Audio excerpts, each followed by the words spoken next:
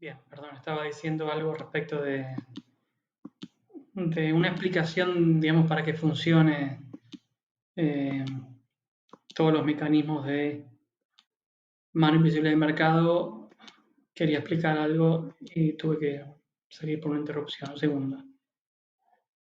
Quería explicar esto. Quiero dar una noción acá inicial de cómo funciona el mercado, para que esa mano invisible tenga efectivamente eh, aplicación. En principio, como dije, sin intervención del Estado, el Estado podía tomar los trabajadores que quisiera, podía despedirlos cuando quiera, también podía vender el producto que quisiera, al precio que quiere y a los, digamos, y la calidad que quiere. Todo en función de lo que el consumidor defina también. En definitiva, si hay muchos oferentes, si hay muchos empresarios que producen zapatillas, el consumidor es finalmente el que tiene la palabra para ver cuál le conviene, también decidiendo en función de su propio interés. Ahora, si el empresario tiene una ganancia, porque ve que es un rubro a lo mejor escaso, o que el empresario descubrió algún material, no sé, ponerle cámara de aire a la zapatilla, y los demás ven que eso es lo que le gusta al consumidor, van a copiarlo y van a tratar de mejorarlo. Es una especie de disputa, de competencia, que termina repercutiendo en favor de la mejora de los productos, y de mejora vía calidad y vía precio de los productos. Eh, Esa es la esencia del mercado. Por eso se opondría tanto al mercantilismo, porque es una práctica económica basada en los monopolios. Era alguien que no puede competir, que no compite con nadie, por lo tanto no tiene ningún apuro, ningún problema en mejorar la calidad, mejorar el servicio. En las clases solemos hablar de ejemplos bastante malos, como por ejemplo que el mercantilismo tendría relación con el matrimonio. Bueno, no son ejemplos para andar diciendo acá y que queden registrados. Pero bueno, eh, la competencia es lo que hacía que los empresarios se esfuercen por mejorar los productos y hacerlos más baratos. De tal forma que el consumidor se beneficia de esa competencia y recibe un producto mejorado. Un producto que no podría lograr si hubiera solamente un oferente que no tiene preocupaciones respecto de qué es lo que el consumidor demanda. ¿eh? Eh, y lo mismo pasa al revés, si el productor produce cosas que al consumidor no le interesan, cierra, quiebra. Y los factores productivos que está utilizando el trabajador, la maquinaria y el local ese de alquiler pasarán a otro empresario que sí podrá pensar alguna actividad, alguna industria, algún comercio que el consumidor sí demande. En el siglo XIX, años más tarde, otro pensador británico, en este caso un naturalista, Charles Darwin, recorrería el mundo y plantearía su teoría, su idea de la evolución de las especies en el reino animal y vegetal. Eh, Idea que está basada en la permanente adaptación, la permanente lucha, competencia de los más fuertes por sobrevivir. Esta idea tan interesante de que por qué el pescadito que tiene el color del fondo del mar sobrevive al pescadito naranja. Porque el naranja llama más la atención y se lo comen más. Mientras que en algún momento, hace millones de años, un pescadito, por diferentes pequeñas mutaciones, nació con un color parecido al del coral o al del fondo del mar, ese pescadito se pudo reproducir. El otro, que nació en un naranja fluo, se lo comieron a los 2 minutos y no se reprodujo. Entonces, lo que se reproduce, lo que crece, lo que vive, es aquel que se adapta más al medio en el cual vive. ¿Por qué en la selva los árboles son tan altos? Porque está tan alto el cielo, tan lejos está el cielo, que los árboles tienen que crecer mucho para poder obtener una cuota de sol, una cuota de luz. Por eso crecen tanto. Especies que son, cuando están solas, crecen poco, en la selva crecen 5 veces más. ¿Para qué? Para poder sobrevivir, para poder, en la competencia por la luz, poder llegar a captar un fragmento de sol. Esa es la esencia del mercado, que también, como dije, encontró en las ciencias naturales una explicación. ¿Por qué y bueno, cerró el kiosco? ¿Qué pasa? No se adaptó. Sobrevivencia el más fuerte. Ahora bien, Smith sí era partidario de imponer fuertes impuestos sobre las actividades de los empresarios, en todo caso, sobre la actividad de los que tenían tierras, sobre los rentistas de la tierra, aquellos que vivían del trabajo de los empresarios, del trabajo de los agricultores que les alquilaban los campos. Smith sería bastante duro con el comerciante monopolista y con el rentista de la tierra, y a ellos le oponía como paradigma de lo que había que hacer una economía libre en armonía con factores productivos y generadores de riqueza. Para cerrar con Smith, quisiera hablar de este concepto que, que marqué como para subrayarlo, de la utilidad. La acumulación de trabajo útil y la especialización no es en cualquier cosa, debía ser en actividades que participaban de esta carrera vertiginosa, de esta competencia vertiginosa en la cual estamos metidos aún hoy por generar riqueza, por ganar plata, por hacer una actividad económica útil. La utilidad como medida pasó a ser un elemento principal para definir qué es lo que está bien y qué es lo que está mal. Está bien producir y está mal dedicarse a labores espirituales. Está bien levantarse a las 7 de la mañana, está mal trabajar con la guitarra en la noche. Los filósofos ya no servían para nada. Un cantante de rock no sirve de mucho, salvo que saque un disco por año y haga una gira permanente y le dé eso mucha ganancia a la industria y a los demás.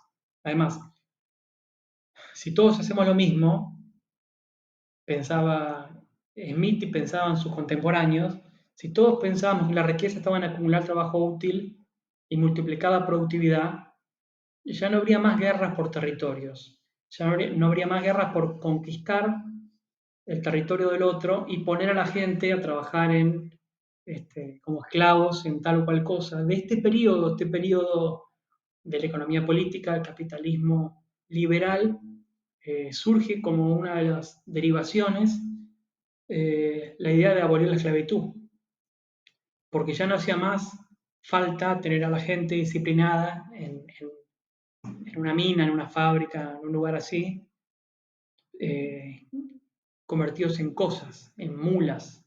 Lo que tenía que lograr el nuevo sistema económico, el nuevo orden económico, es que esa gente consuma, que ese empleado reciba un salario y con ese salario se compre un pullover de Manchester.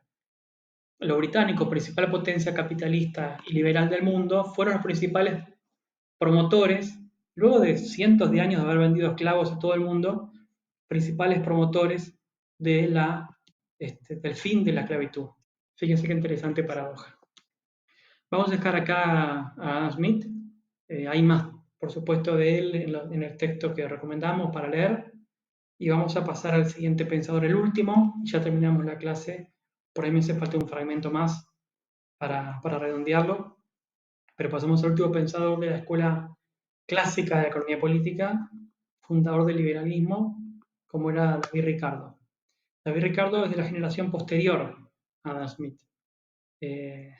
Ya él crece con un capitalismo industrial incipiente, con miles de personas que vinieron del campo británico a las ciudades, a las grandes ciudades, a participar como obreros en esta revolución industrial, primera etapa de la revolución, y también fue contemporáneo con las guerras contra Napoleón, sufrió el racionamiento de comida, sufrió las limitaciones derivadas de la guerra, y de ahí algunas de sus propuestas, como dije también, a veces mucho tiene que ver con las propias circunstancias que rodea al pensador, como para, de esa lectura, del contexto en el cual estudió y trabajó y propuso, hacer un análisis que no sea tan exclusivo de la lectura de los textos. Como dije, David Ricardo eh, es uno de los fundadores, junto con Smith, de la economía política, así como podríamos decir que Smith es el que la impulsó. David Ricardo también podemos decir que es su principal representante, es el más profundo, el más científico, durante varias décadas ocupó ese lugar, básicamente porque tomó los avances de Smith y lo que hizo fue llevarlos más allá.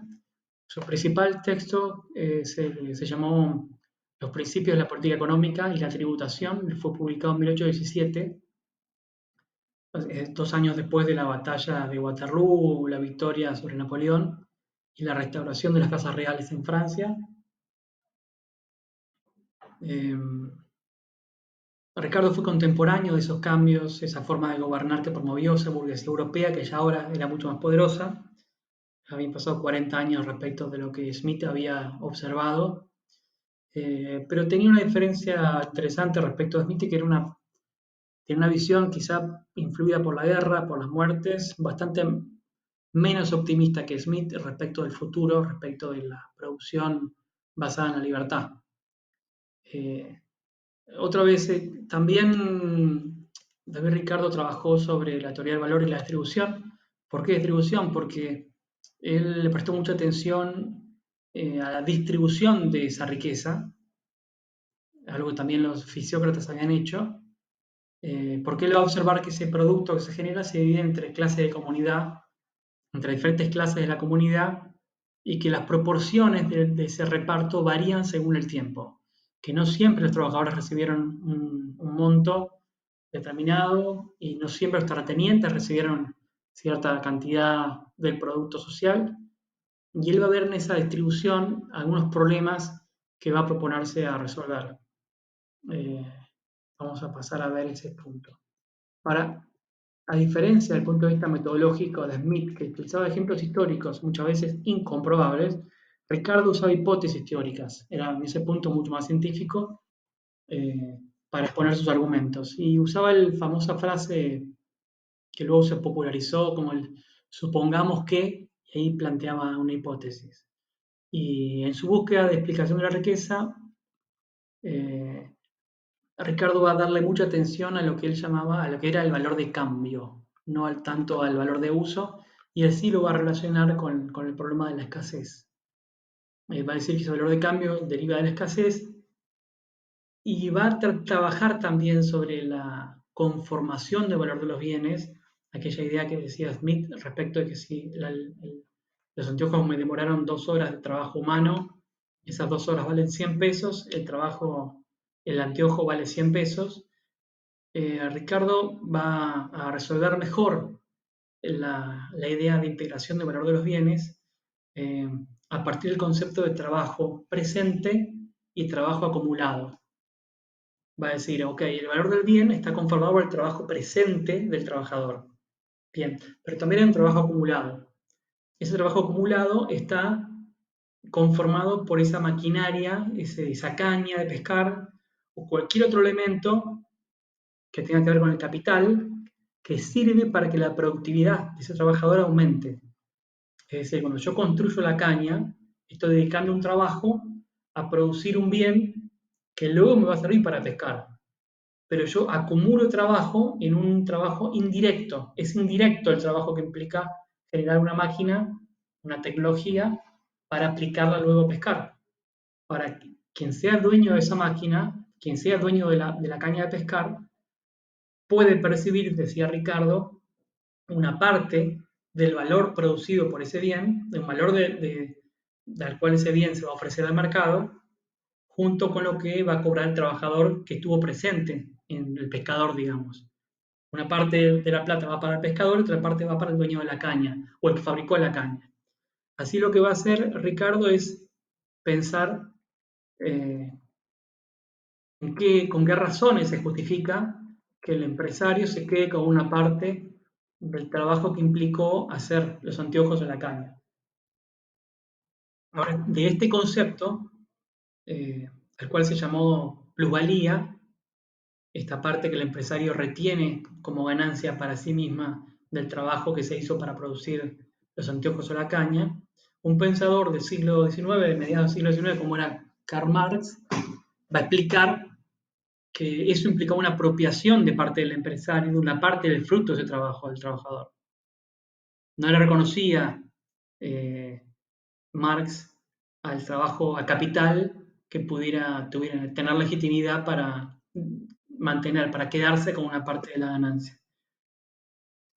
Decíamos que Ricardo tenía una forma de pensar la